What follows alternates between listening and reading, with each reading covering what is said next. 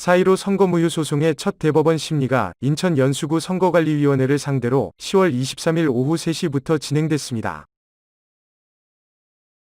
이날 재판은 4.15 부정선거 의혹이 전국으로 확산된 지 수개월이나 지나서 열리게 된 첫 재판으로 대법원 단심제로 진행되었습니다.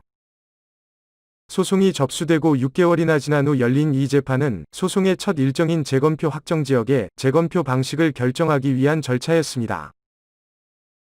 4.15 부정선거 투쟁을 위해 지난 6월 출범한 국민투쟁본부 국투본은 이날 재판에서 선관위가 중요한 증거를 인멸했음을 인정했다고 밝혀 큰 충격을 주고 있습니다. 국투본에 따르면 선관위는 투표지 분류기에 장착된 프로그램과 분류기가 저장한 투표지 이미지 파일을 임의로 삭제했음을 인정함으로써 주요 증거물 손괴 사실을 시인했다고 전했습니다. 국내 유력 경제매체 파이낸스투데이는 소송이 제기된 지 이미 6개월이 지났기 때문에 선관위가 증거를 인멸할 시간과 가능성이 충분했지만 선관위 스스로 증거 인멸을 시인한 것은 처음이라고 전했습니다. 아울러 이번 재판 과정에서 증거 인멸을 시인했다는 점은 앞으로의 재판 결과에 큰 영향을 미칠 것으로 보인다고 전했습니다.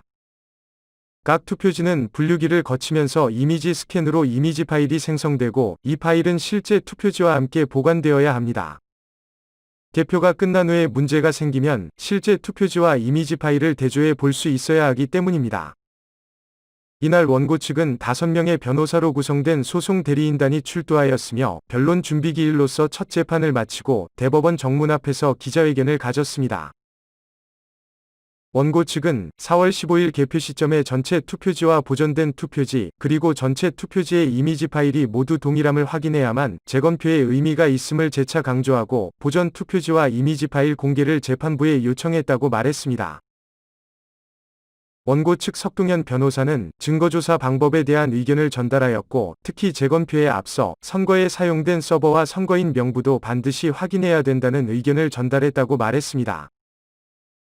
원고 측 박주연 변호사는 선관위 측은 아무런 답변도 준비하지 않았다면서 다음 변론 준비 기일에서 말하겠다는 등의 소극적 태도로 일관했다며 앞으로 재판을 진행하는 데 고충이 따를 것으로 보인다고 말했습니다. 박주연 변호사는 이어서 소송 진행의 투명성을 위해서는 재판 진행을 공개함으로써 국민들이 지켜보는 가운데 공정한 재판이 이루어질 수 있도록 방안을 제시했다고 말했습니다. 원고 측 도태우 변호사는 그동안 논란이 됐던 QR코드에 관해 진전이 있었다고 전하고 이에 대한 심층 조사를 재판부가 결정했다고 덧붙였습니다.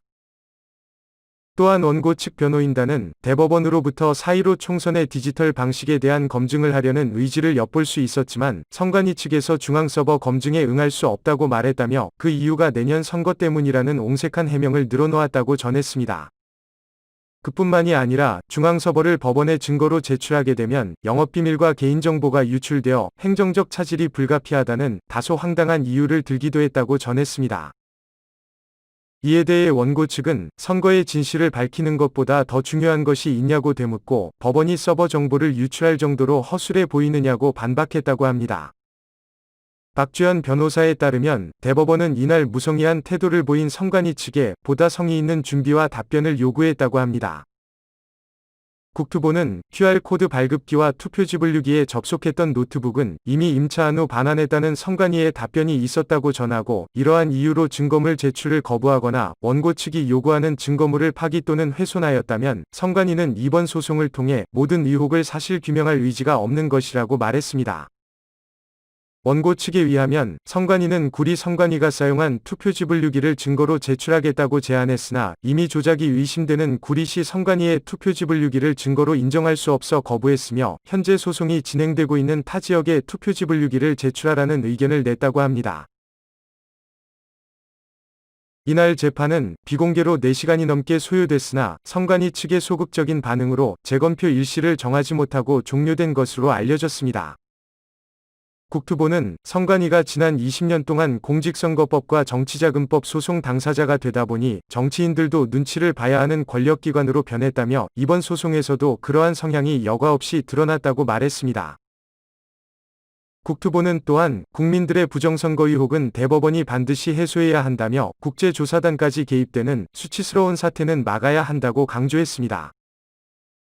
4.15 총선이 끝난 지 180일이나 지나고 첫 진행된 이날 재판은 앞으로 더욱 험난할 것이라는 원고 변호인단의 회견 발표처럼 쉽지 않은 소송으로 보입니다. 그러나 선관위는 민주주의에 꽂힌 선거라고 했습니다. 선관위는 민주주의의 선거 가치가 훼손되지 않도록 더욱 적극적인 자세로 소명과 사실 규명을 위해 협조를 다해야 할 것입니다.